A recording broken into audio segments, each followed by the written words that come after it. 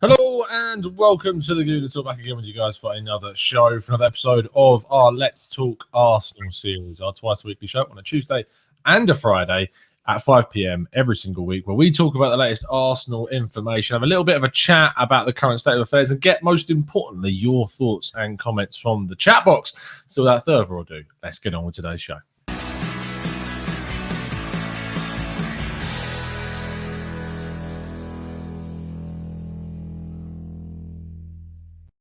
Now, what we'd like to do on our Tuesday show is let myself be joined by a guest, and I am this week. I'm joined by French. How you doing, mate? Are you well?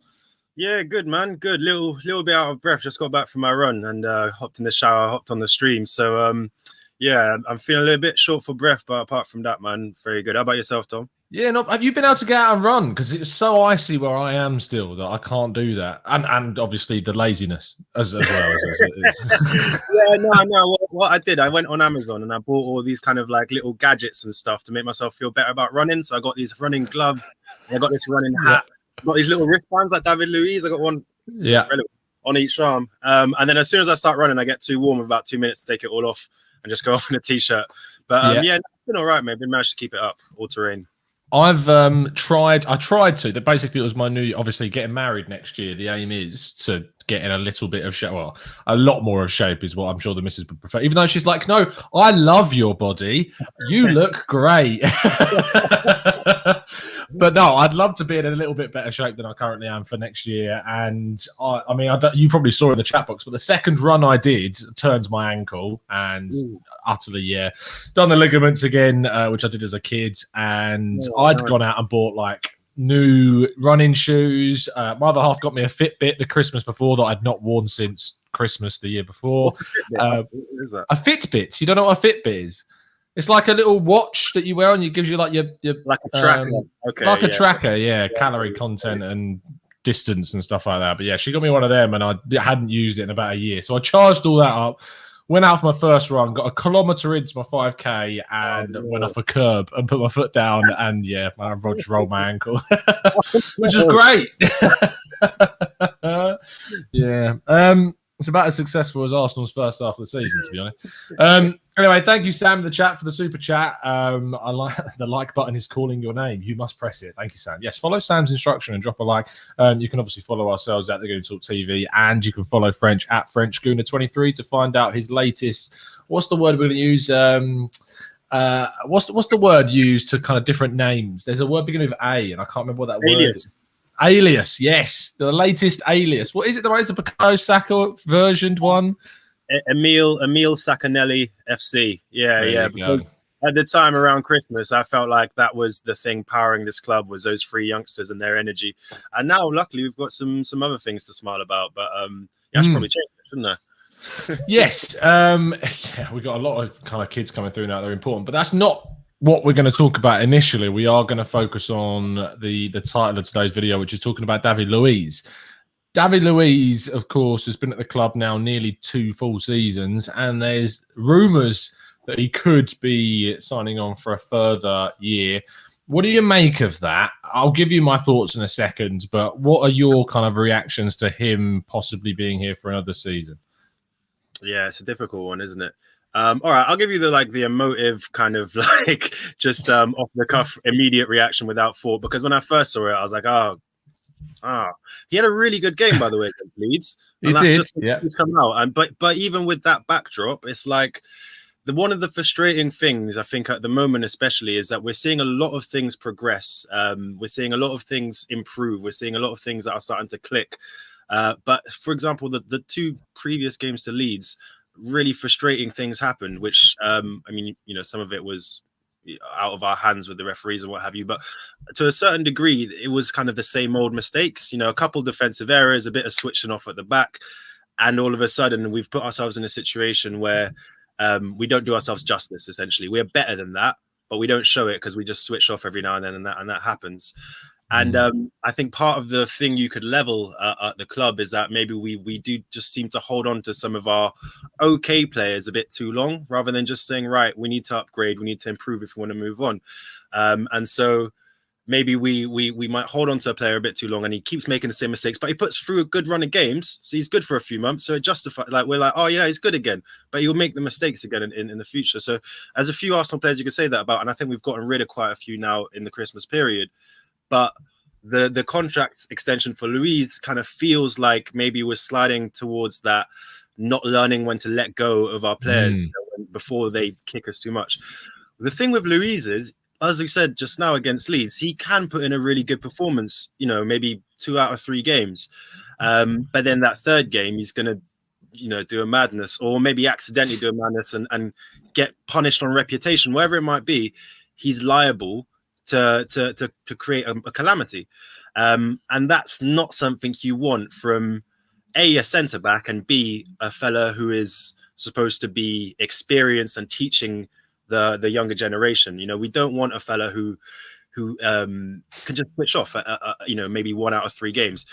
So for me, it's very difficult. So if I step back now and I look at it and say, right, if Arteta thinks he's got him cracked and we've got other options and he's just someone use every now and then, I think he's a really good player for that. You know, for a particular day, on a battling day when we need to fight a lot, when we need someone who can ping a ball, someone who can run up the pitch, he's a really useful player. But the idea of having him to rely on for more than 2 games in a row is quite worrying to me. So I'm quite divided on it still. But yeah, what do you think about it? I feel as though if Arsenal were to offer him a 1-year deal, it would again be another sign that this club is not learning from those mistakes. And it's something that you said in your speech there. And I feel like Arsenal need to move these players on. And I thought when we saw the likes of Mustafi and Socrates and Ozil all being moved on from the club, I thought, okay, great. We're starting to see that they are learning. They are seeing that these players that have got a mistake in them or that aren't delivering enough for what they're on need to be moved on. And I put Luiz kind of on the border of that category. For a lot of people, they would say that he's fully in that category, the amount of red cards, the amount of penalties that he's given away.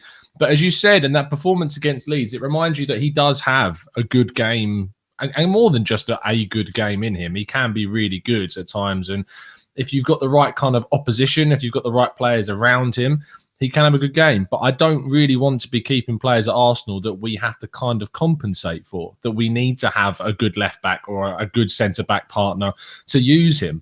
Because I feel like we need to be bringing in players that are individually good enough that they improve us, not so much that we need to deputise in other areas. I'm interested to see what the guys in the chat box are saying as well. So let's read out some of your comments. Daniel Roberts says, keep experience. Saka even singled him out as an important role of his development. Mr. Joker says he's given a coach role and only used in gimme matches. He direst of circumstances, but we need... Yes, the direst of circumstances, the duress. You know, I like that Ron Burgundy who just reads exactly what's on the screen. But we need to move on / upwards. Luiz is in the twilight of his illustrious career. He has had his time in the sun. Ed says, no, when you add up the fee and the wages for Luiz, we've spent, it's around £30 million. He's not wrong. He genuinely is. We need... Yeah, I mean, Willian, who was also a free, will cost us 35 million over 3 years, but that's a different. I'm not ready for that one yet. Let's stick to Luiz for now. Yeah, we'll stick to Luiz.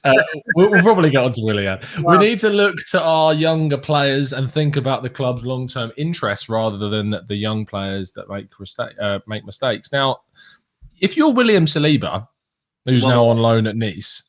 Yeah. And you're looking at Arsenal and you're going, right, who are going to be the centre-backs when I come back? It's going to be Holding, who's just signed a new deal. It's going to be Gabriel, who's just signed. It's going to be Pablo Mari, who's been there since January. So he's still going to be there. Then the other right centre-back option, you've probably got Chambers, who future's kind of up in the air at the moment, probably could go in the summer. So that's maybe 4, at least 3, but he's a right-sided centre-back predominantly, although he can play on the left as a right-footed player. So you're looking at Holding. And I reckon he feels that if he keeps up the form that he's been putting in for Nice, which, by the way, has been very good, he could probably oust Holding. But then if you see Luiz there, and I'm not saying that he doesn't think he can look at Luiz and think, I can get in ahead of Luiz, but I think he'll look at that situation and go, Mikel Arteta, as my coach, has got a lot of faith in Holding and a lot of faith in David Luiz. Am I going to get enough chances next season? So And then you got Mavropanos as well, who's coming back, who's had a good loan deal at Stuttgart. So if you were Saliba, how would you be looking at this situation? And would you be kind of a bit miffed if we did sign up Luiz to another year deal? Well, certainly you're looking at it and you're thinking, where are my minutes? Like, I'm seeing them slip away. It's definitely a concern. I mean, you named what, 5 centre backs in total there. I think 5 is a good amount to have overall for the squad. So I mean, I can more than Liverpool is what you need. yeah, definitely more than them. I can see the arguments for it. I saw someone put in the chat now, maybe a player coach contract being offered to him. Now that I could actually maybe get behind, because like you mentioned with Saka there, someone said in the chat about Saka naming his as an important role. I think off the pitch, he's clearly a very intelligent person. He's done it all. He's won it all. And he's got a lot of maturity in how he approaches things. You know, the way he sort of takes responsibility after making these huge errors that he's made a few times. It kind of wins you back on his side. You think, oh, you're not so bad, are you? You know you've messed up, but you know you messed up. And that's a quality in itself, that if you can pass that kind of maturity and kind of assurance onto the rest of the young players, that's fantastic.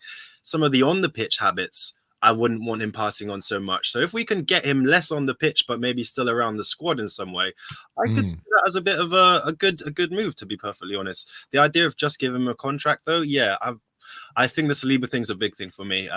We've invested a lot in Saliba. We have to make Saliba work.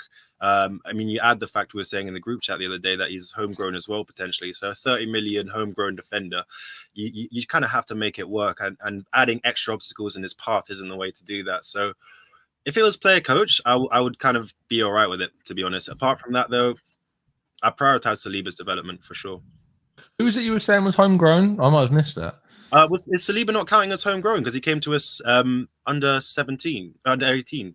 Under 18. He arrived. I thought he was 18 when he signed. Wait, what's all right? I remember reading. I need to know the homegrown. Someone in the chat box might be able to let us know. Am I talking rubbish, or is he homegrown? Yeah, it's French talking out of his arse, basically. Tell us if he actually ends up counting, because I'm not sure if I know, because there's players like David Raya, obviously Spanish goalkeeper at Brentford. He counts as homegrown because he came from Hector Bellerin as well. If they're in the club for like a year or two before age 21, I can't remember what the exact rule is. I'm a football manager recently. Freddie McNay says he does count as homegrown. So, and Freddie is a member, so we have to take his comment as gospel. That's how it works. If you want us to believe what you say, join up as a member. Help support the channel. Speaking of which, members, you will have an opportunity this week to obviously possibly win a free ticket for this week's prize. Let's Talk Arsenal is sponsored by Football Prizes, and this week's prize is a hell of a prize. It is a signed Dennis Bergkamp shirt from the man himself with the certificate of authenticity. I can tell you that there are not many tickets left, and it's only Tuesday and it runs out on Friday. 65 of the 99 tickets have already been sold. One of those will be going to our members, and fingers crossed one of our members can win again after Daniel Robert won the signed Aubameyang photo montage last week. We want to keep up this form of getting TGT people winning these prizes. So let's get as many people buying the tickets for this as possible. There are also some very, very good prizes coming up this month, which I'm looking forward to sharing with you. We will reveal who has won the free ticket on Friday's 5 p.m. show. Ed says he won't count as homegrown, but he can be included in the squad without taking up space because he's under 21. Okay, so that makes more sense. I love this quote from Tony Mills who says, I'm a member and I know nothing. So there you go. You don't represent all of them, Tony, but you can learn. And that's why you come to the show, to learn. To kind of round off the David Luiz chat, I think me and you French can both kind of agree on the fact that he has an impact on the squad in regards to his experience and definitely kind of the influence he's having on some of the younger players, as said by players like Bukayo Saka. I think we both agree that if Arsenal want to learn from some of the mistakes they've made recruitment-wise, it's probably wiser that if we're not moving on from him, we're at least saying, look, Saliba's coming back and he's ahead of you in the pecking order. That's how it works. Because you do look at Liverpool and you see Van Dijk, Gomez, Matip getting injured, and very quickly things can change. I remember some people turning around and saying that we only need 4 centre-backs, and I'm going, yeah, you get to that stage, then suddenly Granit Xhaka is your centre-back for the rest of the season, and that's not what you want to see. So I can kind of see the idea of giving him a new deal in that sense. I just really kind of want us to move on and learn from that. But if he is going to stay, it needs to be with the rhetoric that he understands he isn't really going to be one of our first choice picks going forwards. But it is going to be down to Arteta and Edu to make that decision in general. As this is the Let's Talk Arsenal show, if you do have any specific thoughts and topics that you want us to discuss, please make sure you start throwing them into the chat box as soon as feasibly possible. Some somber news broke today, French. I don't know if you saw it. Sky Sports reported that Granit Xhaka had been identified as a target of racial abuse from 16 people that claim to be club season ticket holders. And that's just in that bracket. There was over 1,300 messages of abuse over a 30-day period. Not in general, over a 30-day period directed towards him. On the show, we always kind of talk about the social aspect of things. There's a new podcast out with John from the weekend that people can chat about as well and listen to. But what do you make of this? Because it's non-stop now that we're hearing this type of thing. Yeah, I've got a couple of thoughts on it. So, okay, I guess I'll start with the smaller thing, which is that one of the, I don't want to say good things, but one of the things that's come out in this particular investigation is that we know they're season ticket holders. And I think one of the things that often seems to happen when a player receives racial abuse, people go, oh, well, they're not fans of the club. They're not real fans or so and so. And I think it's a bit of an, I understand maybe what you mean is they can't be fans if they're like that. They're not actually, but it kind of, for me, kind of is a bit of a way out. It's an easy way to say, oh, well, it's not, that's not really us. We kind of have to accept that there are people who are Arsenal fans who have season tickets.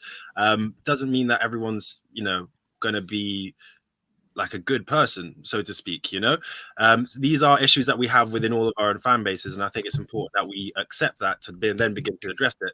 Now, the bigger thing for me is obviously is something that's outside of football. It's something that's much bigger than football. And that is a social, I don't want to use the word pandemic, but it's an ill that belays the whole of society. One of the things that really, got to me was with the Ian Wright incident and the kid who was harassing him and who had a court case ended up basically given a knock on the wrist, didn't he? Like he really got no any real repercussion. I can't remember what the judge's exact line was, but it was something to do with the lines of not wanting to persecute the whole family or something like that. Right. And essentially, for me, that's part of the issue when these things aren't being addressed properly on a bigger level in courts. Why do we then think that Twitter is going to be the arbitrator for morality and for good value? Like it's a social issue that for me we have to kind of address it at that kind of social level. Within football, we can do what we can, but ultimately it's not really that straightforward. Another thing, this is sort of tiny bit off topic, but it's still to do with racism. We have the saying kind of kick it out, right? Kick out racism. Football has been vocally behind addressing racism for more than a decade. But one of the things that jumped out to me over the last couple of weeks, and that's been mentioned many times before in any case, is even within, again, slightly off topic, but it just comes to mind. The lack of diversity within, say, for example, the refereeing body. We have the referees all look the same. They're all white men. And it's like, if the whole sport is supposed to be against racism, why can we not look at ourselves and say... There's one female assistant referee, isn't there? But as far as I'm aware, there is no officials from that are not white. I'm pretty sure. But yeah, I've never actually even thought about that. So yeah, that's a good point. Well raised. It's like it's not just within the fan base; it's a social thing, and it's something that needs to be addressed on all levels for me. But what were your thoughts on it, man? I know you're a big fan of Xhaka, as obviously a lot. I'm a big fan of Xhaka, the footballer, less so the person for what happened, obviously, with the Crystal Palace thing. But I mean, even if I'm not the biggest fan of it, and to be honest, what I think there's some people think is about fans is that you cannot like someone. It's okay not to like someone. Like, you don't have to go through life thinking that I have to get on like every single person I'm going to meet. It's just not possible. It's not going to happen. And that's not what we're advocating here. I'm not the biggest fan of Granit Xhaka personally for the things that have done. And I know what he did was definitely in response to a lot of things that he was getting. I still thought he could have maybe handled it in a different way. but I'm not going to go out and abuse this guy just because I personally don't like him. And I also appreciate a lot of what he does from a footballing sense too. The same with Guendouzi. Like, I'm not a big fan of Guendouzi, but I'm not going to go out of my way to absolutely doing this. Now, what I will say is that there are going to be a lot of young people that are doing this, and they're people that are uneducated and are trying to be funny and show off to their friends, and that doesn't excuse it. But what it does, what should be kind of put out there is, and this is what me and John talked about on the podcast at the weekend, is that I always kind of lean towards education being the first port of call. Is that, yeah, you can give someone like a consequence or a repercussion because of what they've done, and yeah, but I'd much rather we went down the route of trying to give people like courses on why this is wrong, why you need to understand that it's not okay to do this, and rather than just shutting down their Twitter account, say, look, this is your first strike. You to get access to your account, you need to go and watch this course or watch this video on how you should and shouldn't act on social media and why this is offensive to people. Rather than just banning them, because I mean, to go off tangent again, kind of echoing what we said, it's like the prison system in the UK. You look at the reform and the reform rate of prisoners, it's incredibly low in the UK, and that's because education just doesn't take enough of a prevalence in that sense. And some of these acts, it's not a hyperbolic view, because some of these acts are criminal. Racism is a criminal offence, and quite rightly too. And people need to be educated as to why they can't say these things, and they need to be held accountable. And I think, obviously, we always talked about the identification, which I know splits a lot of our listeners, and some people think that is something that we should have, some people don't, and we completely respect all those views, and people do come up with some very good reasons to counter that argument. But there needs to be something which people feel like they can't get away with this. And maybe if these companies are starting to identify people as season ticket holders, which, by the way, is through the stupidity of the people, because they put on their own account that they're a season ticket holder. So that's what's so like, oh God, clearly not very clever anyway, but even more so, for sure. And the thing is, and Yo-Yo says, stop blaming children for repeating the words and actions that have existed before their conception. And I'm not saying I'm not blaming children at all for this. I'm saying that there is a proportion of these people that are very young. But the worrying part is there are also a very large proportion that are adults that still believe that this is the right way to act and behave, and they will then pass that on to their children, and that's how this continues. Dilly says, I hate Xhaka on and off the pitch. I'm not in his replies, DMs or anything. I just voice my criticisms where I can. I'm tired of him at the club, though, but there are abuses over the line. And this is what we're saying, is that... earlier, isn't it? And this is the line. It's about there being a line. Hate is a very strong word. It's a very strong word. Like, there's reasons why you should hate people. I don't think Xhaka has necessarily done enough to say that you should hate someone. And if this is someone that you've never met, it's someone that plays for your club, go on, have your view. What was his name? I want to speak on his behalf, but I don't Dilly. I want to. All right, in defense of Dilly, what I think he's saying, because football, as we know, extremely passionate. I think he hates him in a footballing sense. I don't think he would personally claim to hate the person that Granit Xhaka. There you go. He says, hate is a strong. I don't know if I truly hate it. Yeah. We know what you mean, mate. It's all right. It's okay. Yeah. But you're right. But the thing is that it's okay to have that dislike, to have that passionate dislike. Even the line is where you go and you target them and you at them or you DM them, and of course anything around identity is completely out of order. I think that's where people cross the line and just go too far. It's I think, and where's that comment I wanted to highlight? Matthew says, Tom, they don't need education. They know it's wrong, but they want to get attention or provoke a response, similar to fans that shout abuse in grounds but are nice as pie outside of the grounds. And I get that. And obviously how people act on social media is very, very different to how people act in person. You will say things over a phone or a laptop that you wouldn't say to someone face to face, and it does give you that level of protection. I still think education is key, and I think that I get what you're saying, Matt, in saying that they know that it's wrong and so they're going to do it anyway. But you can't paint everyone with the same brush. You can't assume that everyone who is being abusive does know that it is wrong in this case. So the first port of call should be education. If that's clearly not worked and this person does know, then you move to the next level, which is obviously the circumstances and the repercussions that will come from it. But it's just about identifying that. as we said earlier, if you've got any more topics for us to discuss for the next 35 minutes or so, we're going to carry on. But there is getting kind of more back towards the football, and specifically on some of the things that are going through. Aubameyang today, I don't know if you saw this. I wrote a piece on it because I was interested to know about whether there could be any repercussions. Now, what we're talking about is Aubameyang has supposedly gotten a tattoo on his hand. And obviously, tattoo artists are at the moment prevented from going about their practices because of the national lockdown. The actual post, which goal.com, Charles Watchat, I believe, broke the story. On the video, it says it's from 2019, and the actual account says it's from 2019, which obviously could be fake. Like, let's not go about assuming that it is fake, but it's important to say that they could have literally just said that they did it in 2019 when they did it the other day. I've not even seen this tattoo on his hand. People need to see like pictures of Aubameyang's arm to see if that has actually been there the whole time. That will be the proof that we need.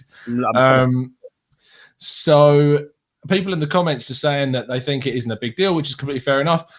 But what I want to talk about specifically, because I don't want this to be a targeted thing on Aubameyang, is that we have seen a lot of footballers breach COVID rules over the last kind of year or so. Jack Grealish has done it. Benjamin Mendy has done it. Manuel Lanzini, Giovanni Lo Celso did like a New Year's thing. Mitrovic has done it. Lots of players from England and from outside of the UK have broken these regulations. And the thing is that the clubs currently are the kind of entities which have the responsibility of dealing with them, is what I wrote the piece about.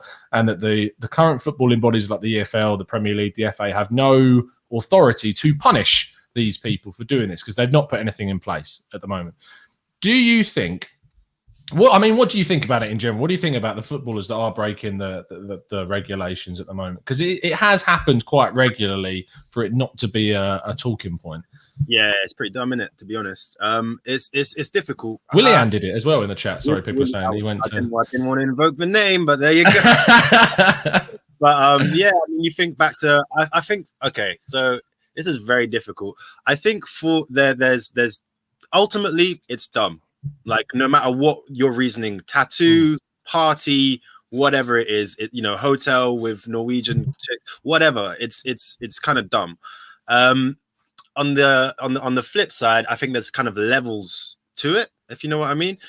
So for example, I personally view what Foden and Greenwood did as more excusable because of their age, but more severe in terms of them being within a particular bubble, having no idea who the girls were, what they're, if they've been in contact with other people, Then, for example, let's say, we don't know the story with Aubameyang, whatever, we don't really know what's happened, but hypothetically, it is possible that he knows his barber is COVID negative, or his tattoo artist is COVID negative, and that he decided, he wanted a tattoo and he can afford to get someone brought to his house so that it's not in a public space, etc., etc.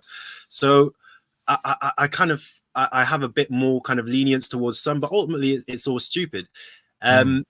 My thing is, I don't want him to see him miss game time at this point because of the way I've seen other clubs deal with their kind of breaches. Foden was right back into the team. Greenwood did get dropped, but that might have been on performance as much as anything else. Willian, of course, was straight back into the team after going to Dubai. I think some of these players may have got fined, of course.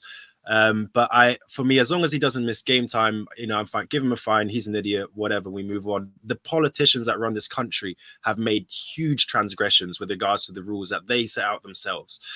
So it's kind of, I'll just say everyone makes mistakes. Everyone's human. There has to be some sort of repercussion, but as long as it's not out of proportion with what everyone else has done, I'm kind of okay with it. But that's my view on it. What about you? What do you think? Yeah, obviously, I think that there's a rhetoric out there that footballers need to be role models for younger people, and that they are going to be in the spotlight. That they are going to be out there. Can you hear me, or am I? No, I can hear you. Am I going off? You can. Sweet. Sweet. There was, I remember back at the start of the first lockdown, who's the utter moron that's coming out all the time? Hancock, his name is. If you're outside of the UK, there's this idiot Tory that just keeps speaking. writes around the rubbish in the news. And not to get too political, but he said he like basically called on footballers to like come out and they should be like role models. They should be helping. They should be doing this. And I think Marcus Rashford has kind of put them all to shame now, in general, with some of the work that he's done. Fantastic work, and he deserves the MBE, I think it was, that he got. But footballers still are in the public eye. I get that people are saying that footballers are always going to be kind of vilified for the position that they have, but this is us, or me specifically, saying that footballers are kind of the benchmark. They are the people that people are always going to take example from. And there are a lot of public people, just your average Joe next door is going to be breaking the rules. And there are going to be people out there breaking the rules. But because they are in the public eye, there is that. I also have the slight bias, the fact that my job relies on football carrying on, that I don't want these players breaking the rules because I don't want them to stop football. And obviously, so that does.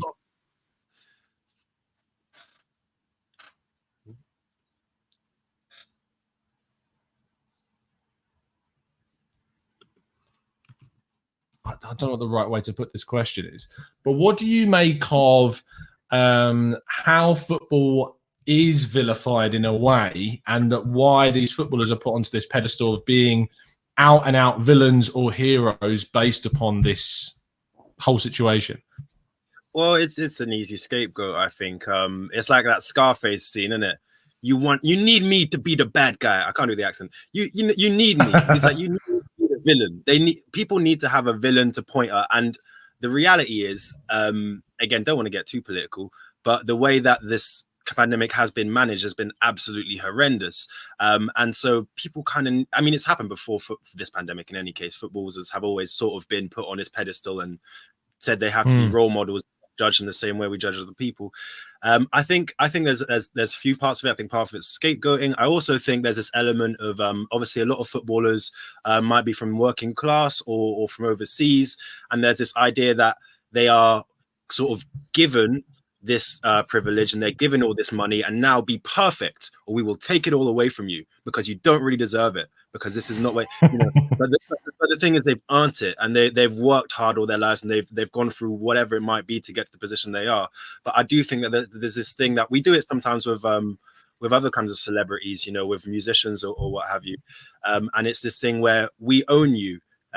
If you mess up, we'll take everything back, sort of thing. And I think there's that side to it as well, which it's a bit, again, a bit darker and a bit more nuanced. But I think that plays a part as well. This idea of essentially footballers kind of living on kind of everyone else's money. Like that's not really yours. We've given this to you and we can take it back. And obviously that's not the reality. The reality is they've earned it and they've worked hard for it. And at the end of the day, they're just people. But I do think, I do think that the scapegoating is probably quite a big thing as well. And ultimately, we always speak about it. It's like, where do we? You know, it was similar with the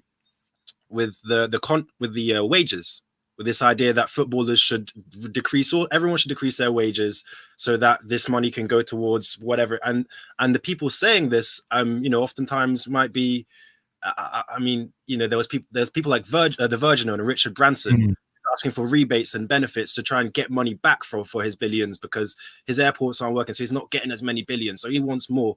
But the footballers should cut their wages. You know, that's the kind of dynamic that I think plays a big part in this kind of football vilification. That's a few words. Yeah. I always say that, and it comes down to kind of the wages that footballers get paid. Obviously, they're in a very privileged position. They earn a lot of money, and yes, they've worked hard. Is what people, the counter arguments that would be that they've worked hard. They have very natural ability in what they're doing.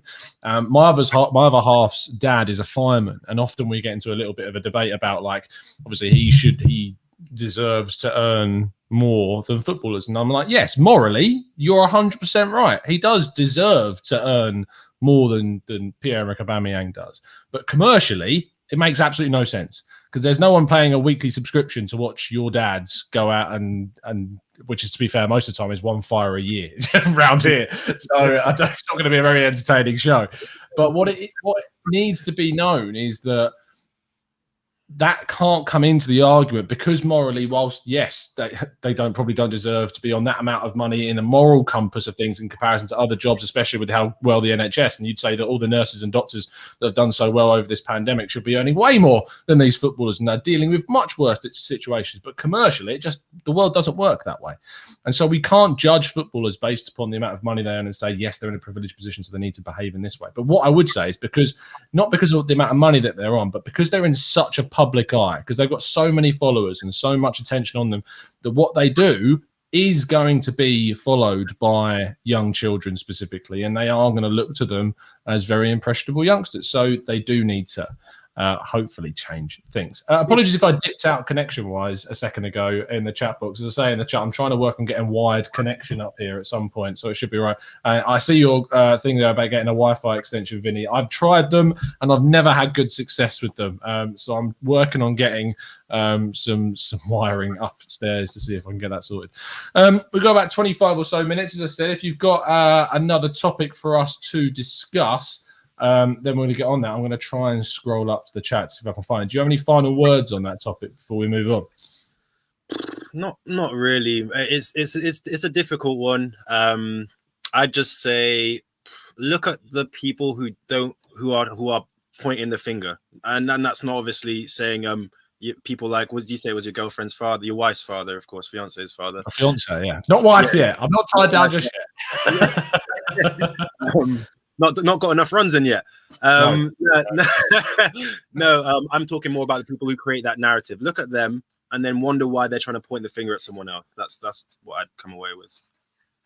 I think that it's going to rumble on while the pandemic's going on. Obviously, we'll see what happens with that. It could be a long time. It could be much shorter. We might end up learning to live with it, but it's going to be in the focus for quite a while. Interesting question here from Enrico M, who says, question for you both.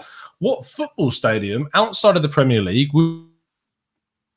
are you going to be by and choose a French stadium? Is that what you're going to go for? Oh, you got me, mate. Yeah. I've driven past it plenty of times, but I've never been inside Parc des Princes.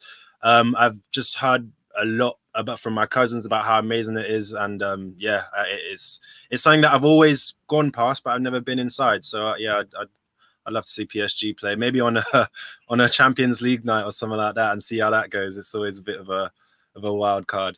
That would be my shout. Yeah, what about you?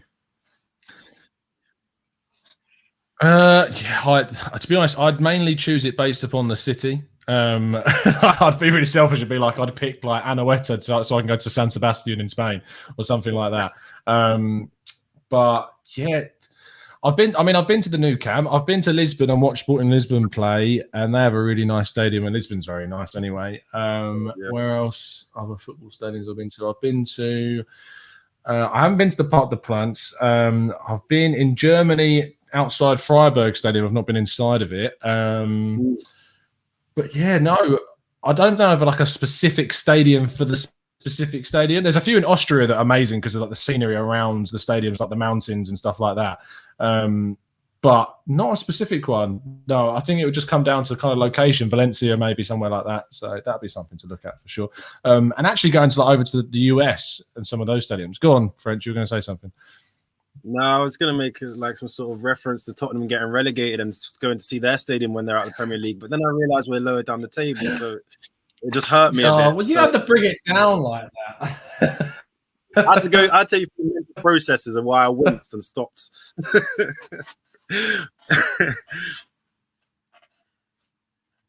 Oh, got a little bit cut out there. I think I'm still active. What other stadium would I like to visit? San Siro. I've heard a lot about the San Siro and how sort of menacing it is, and the kind of intimidating atmosphere and that sort of thing. I think I would like to witness that firsthand. And maybe I'm not sure what the Celtic Stadium is called, but I imagine that's a great time. I imagine that's a lot of fun. I think Tom's still frozen, guys. Yeah, hopefully he sorts his internet out and can hop back in. In the meantime, let me see about maybe another question in the chat. Oh yeah. Oh, maybe it's back. There we go. Did you start taking questions from the chat? show must go on, Tom. You know what I mean? I think you saying, "Hold the fort, I'm gone." It's your show, French. There you go. So that is the. But this is why I pick these guys. Is they know what to do when I dip out. So they, I'm going to look back now, and I'll find out that French has completely slagged me off behind my back.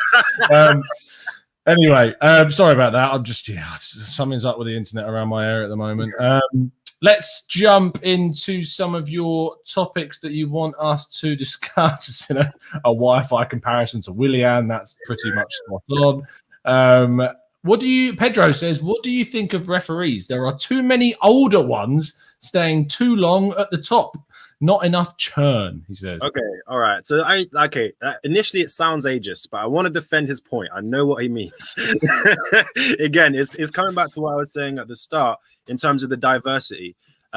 Diversity and competition in the workplace breeds a better work environment. I personally feel, and I think there's a lot of research that shows it. When you have, different kind of just different people in there, when you know that your job is secure and that you're going to be there for a long time, there's not as much motivation to make sure you're doing your job as best as you can. When you know that it's quite maybe more open for your position to change, if there were more, if the churn, as he says, the turnover was more evident, then you would imagine that the cream would rise to the top, as they say. I think this again, not to go too political, but there is this sort of there is a homogenous kind of aspect to the body of refereeing. People look the same, and a lot of them look like old white men, to cut to the point. And clearly that is not representative of this entire society. There's a lot of women who are in the refereeing world. There's people of color who are in this kind of lower down in different leagues, refereeing and non-league, and trying to work up to that level. But it does seem like it's being gatekept. It feels like there's a lot of gatekeeping at the elite level of officials, and that would be fine if they were all great, but they're not. They're not very good a lot of the time. So that's the point where you say, right, well, these aren't the best people for the job. There's a lot of people who clearly must be able to do at least slightly better, but we're not seeing them get the chances. And to be honest, that's a big issue, I think.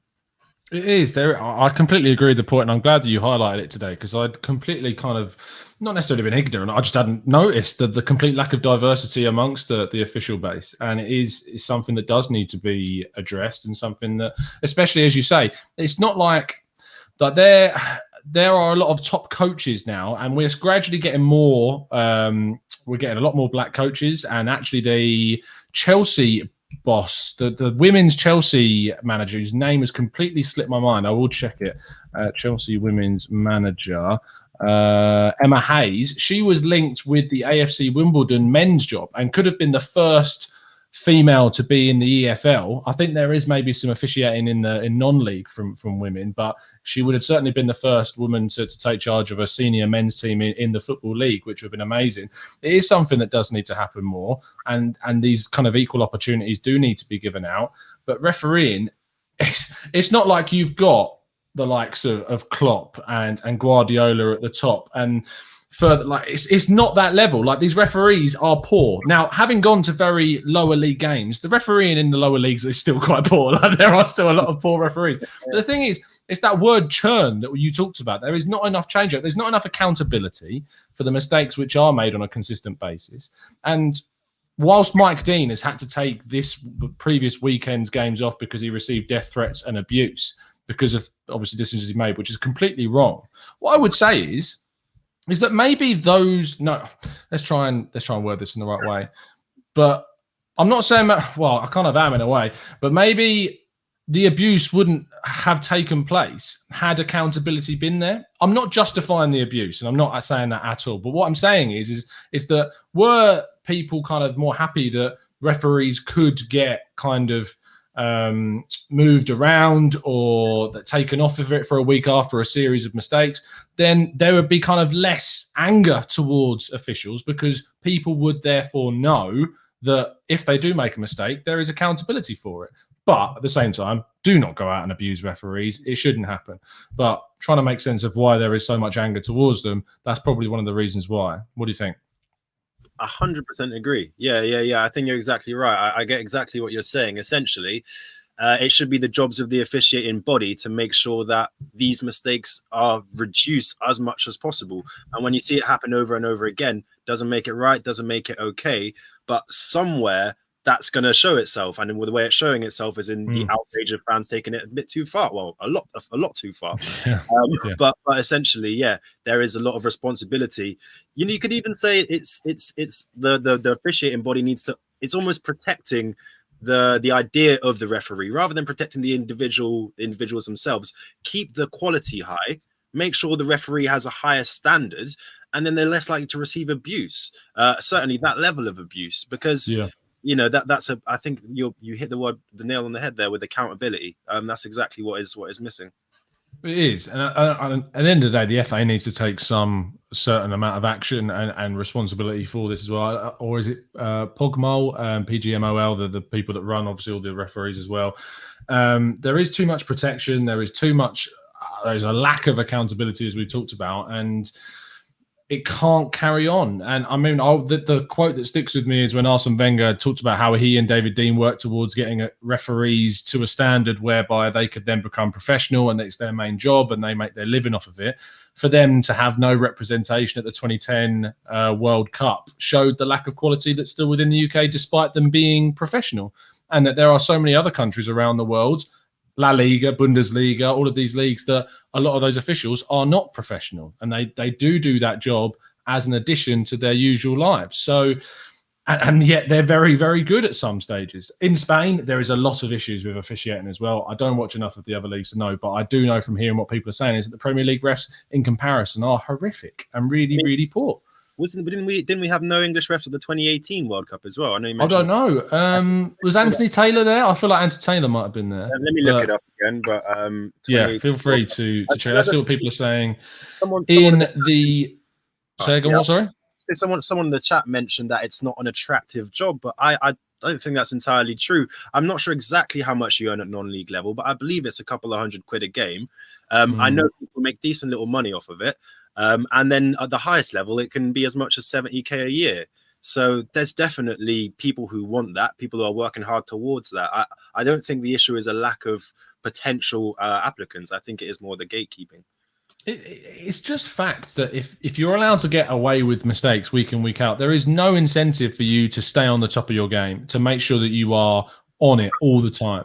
And you will get comfortable and you will make more mistakes. It's the same thing with, like, in my job with writing. If I'm allowed to be comfortable in my job, and if mistakes that I put, which every writer does at some point, makes a small error in with it, be it grammar, spelling, just missing a quote or missing a giving creditation. If I'm not picked up on mistakes that I've made in things, I'm just going to sit there and think I can get away with whatever and just casually write, when that's not what I want. I want to be held accountable for the things I do wrong. So not only do I get them right, but I improve. And it's the same thing for referees. They need to be picked up on the mistakes that they're made. If they consistently make mistakes, then they need to be dropped down to the championship and someone else replace them until they've earned that spot back again. It's the same thing. And Jamie Phoenix says there. Go on, sorry. 2018 World Cup. No, FIFA confirms no British referees in the Russia World Cup. So there you go. So it's just it's the perception of not only what we feel, but also the big footballing governing bodies of the game as well. It's just the way it works. It's just some reason referees are just completely absent and different, supposedly. Hinu says, I feel like there should be a referee point system, and refs that make more clear-cut errors need to get relegated to lower leagues, and the top managers from below the top referees from below need to be promoted every year. 3 in, 3 out, a relegation and promotion system for refs. I quite like it. It's quite a good idea. I actually think that's really good. Because you would, like, if you knew your place in the Premier League was under threat, you would work your hardest to make sure there weren't errors. And you'd know that the referees in the Championship and in League One or whatever are working to try and get the best score each week and least mistakes made so that they can get their chance to go into the Prem. Like, you're laughing. I think it's a great idea. I love it. I'll tell you why I'm laughing. Because there's a little league table in my head forming alongside the league table of referees. Dean overtakes Atwell. The winner gets a little trophy, and it's a whistle. They get a golden whistle. That's what it is. That's brilliant. Oh, dearie me. Enrico says Craig Pawson would be in the conference by now if that was the case. Oh, dearie me. let me scroll up because the real Janice put in a super chat, which I'm going to have to ask him now to retype because it's disappeared off my screen. So, Janice, if you're in the chat, could you just retype it? Don't obviously super chat it again. Just retype it out and I'll read out your next comment, mate. Ed says the refs are an old boys club and most earn their criticism. Not that fans are going to take it easy on a mistake by a young guy in his first match, but maybe it would have a different level of anger. I think it would. If you see a new young ref come in, it was his first Premier League game, and he's over and say Mike Dean's dropped down to the Championship. If he makes a mistake, say in that game, but everything else about the game was spot on, I think people would be like, okay, look, he's made a mistake, but they've actually changed things. They've actually moved it around. I think it works spot on. Like it would work. Yeah, but they're just so overly protected. And actually, weirdly, the amount of abuse that they are given arguably gives them more protection because what they'll say is that, well, maybe it's the pressure, maybe it's the abuse that they're getting is making them make these mistakes. And if people weren't as open about the abuse that they give them, they wouldn't be making these mistakes, which is also a valid retort from them. So it swings and roundabouts. Anyway, the real Janice did put a super chat in earlier, and he said, if Arteta doesn't want Saliba, then sell Mavropanos, Chambers, and Saliba and then bring in a right-sided centre-back that is as good as Gabriel. It makes sense. Like if he doesn't want Saliba, then sell those three and then bring in a right-sided centre-back that's as good as Gabriel on the other side. Yeah, totally agree on paper, 100%. Yeah, I'll say it's not really one we can discuss it in too much depth, but you're just spot on, Janice. I think that, to be honest, I look at Gabriel. I don't look at Gabriel as like a Van Dijk-esque signing for Arsenal. I look at him like the perfect Van Dijk partner, like the guy that Liverpool should bring in to complement Van Dijk. That's how I look at him. I don't want them to do that. All I'm saying is that that's the style of player that I look at what Liverpool are kind of missing next to Van Dijk. Arsenal are still lacking that difference maker centre-back, but it's a really good step forwards with Gabriel. And maybe he proves me wrong and proves to be kind of developing into the guy that can be as good as a Van Dijk in the future. That's always up there. And Daniel Roberts says, pointing out Omar Rekic is also available in the youth team that's coming through. There's a lot of young kids. We've got the likes of Ballard and McGuinness that have spent time on loan that are also very highly rated at the club as well. Thibaut Pes says Diop at West Ham is pretty good. Maybe we could go for him. He's been out for a little bit of injury, but I think he scored the other day against Sheffield United, I think it was. So, yeah, and he was linked to Manchester United previously too. There is options out there that Arsenal could go for. Anyway, we've got 10 more minutes left. Of course, that means we've got time for a few more questions. Daniel Roberts says, should Saka be knocking on the players like Rashford and Sancho out of the Euro squad? Now, French, I know your allegiances lie elsewhere, but what do you make of it? As soon as they start putting more Arsenal players in the England squad, it's going to be very hard for me to resist, especially with these young boys, man. If Saka gets in, I've got to back England. It's just like, I'm a sucker. I'm a sucker for young English players, and also on a flip side, I think it will help us more with the referees. Should it be happening? Sancho, Rashford. Okay, well that's kind of tough. I think Rashford's quite established in the England squad. Sancho, I think Southgate likes him quite a lot. You know, he's outside of the Premier League. I think he likes him. Should he be knocking them out? Well, think about maybe putting in a Foden, a Grealish and a Saka behind a Harry Kane. Like that's a spicy proposition for England. I think he definitely gets into the squad. I was having this conversation with a few mates and they were like, oh, who gets left out or who doesn't come in? Or I think he gets in one way or another because he's just too good and be useful. He'd be fantastic. Obviously, we're talking about him there as a forward, as a winger, but we know that Southgate, he loves a three at the back. And Saka came through as a fantastic left wing back for us, and he would just camp up at the attacking side of the pitch and just make triangles with Grealish and I think he gets into the Euro squad. Does he knock out players like Rashford and Sancho? Maybe a bit too early, just considering how established Rashford is. And I mean, Sancho's not had the greatest season, but he's still putting in the numbers. Like he's not had the season he had before, but Dortmund haven't had the best of seasons. So yeah, but he's still putting in the numbers. So I think it's probably premature to say knocking them out, but certainly getting in alongside them or just behind them. I think he gets into the squad for sure. I think he gets into the squad as well for his versatility, being able to play on the right, left as a possible left back if he chooses to go with a left wing back system. So I think it'll be mental if he doesn't make the squad. I think for this summer's tournament, I have doubts about Ainsley Maitland-Niles, who I'm now calling Ainsley Maitland-Niles because he's not here. He's no longer here. I don't think he'll get into the squad now. I think he would have had to keep on playing for Arsenal had he had any kind of hope, especially with some of the kids that are still coming through elsewhere. Emile Smith-Rowe is an interesting one because Emile Smith-Rowe, of course, if he continues to play at the level he has done, keeps racking up the assists, keeps racking up the goals for Arsenal week in, week out, he suddenly becomes a shout for that tournament. And England do have a lot. I mean, you named off players. You didn't even bring up Raheem Sterling as someone else who's going to be there and going as well. And there's just so much around. Callum Hudson-Odoi is playing fantastically for Chelsea under Tuchel. He could be in with a shout again. It's just really hard to see these kids getting into the team. But if they keep playing as well as they are, then surely he has to. Emile Smith-Rowe will be in with a shout by the end of the season. Say again? Yeah, no, I agree with you. Wasn't he part of that England team that won like the youth? Was it the Youth Euros or something? The youth. Yeah, they won the Youth World Cup at one point in the under-20s, I think it was. And was that under Southgate? I know he was an England. I don't think it was. I think it was under Boothroyd. They did it. But he was in that same sort of generation, wasn't he? As like the like Hudson-Odois and the Fodens and the people like that were very highly rated at that level. I think Southgate might have worked with him before. Again, chat. Let me know if I'm talking rubbish. But I think that. Yeah, I think it's unlikely he gets in unless he just continues putting in stellar numbers and maybe an injury or something happens. But he's definitely in the discussion. He has to be in the discussion. Yeah, it was Maitland-Niles that was at the World Cup, not Smith-Rowe. Okay. Yeah, all right. But yeah, in any case, I think if he keeps playing like this, he has to be in the discussion. And for me, as I alluded to earlier, another great thing about getting more young English players into that England first team squad is I think with the way the FA works, we'll start getting a bit more protection all of a sudden. So allegedly is what we're saying. Everything French is saying is allegedly. I'm just pointing that out. Final question of the show from Ian Frater. It says, real talk, guys. Can we beat Benfica and Man City, or would you take a loss to City in order to give us the legs to beat Benfica in the return leg? Basically saying, do you gamble both games, or do you take a City loss and guaranteed progression in the Europa League? If that's the question, if it's I'm guaranteed progression, but we lose to City, yeah, to be honest, I will take that.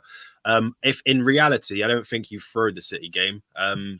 I think it's very important for momentum, if nothing else. Obviously, I think most of us can agree the top four is unlikely. It was at the start of the season, and it is even more so now. However, the momentum, morale, all that sort of thing means we want to win all three games. But for me, we definitely prioritize Benfica without a shadow of a doubt. The Europa League is what your eggs for me. Raphael Henry, who I will never now stop calling Raphael Henry. Oh, Raph, you've revealed too much of me, son. That's going to stick. Raph says the problem with that, though, is that a lot of good refs use the ref using common sense. There would be some silly decisions too. It's a tough one. Yeah, going back to that discussion about referees. I get your point, Raph. I really do. I just think they need more accountability, was what we talked about earlier. In regards to Benfica, sorry, go on, French. I was saying I want to see the referee league table on the little golden whistle. Oh yeah, the golden spoon and the golden whistle and the wooden whistle if you come last is just how it works. Literally like one of those piccolo ones. Oh, is that what they're called? Are they called piccolo whistles or something like that? Yeah.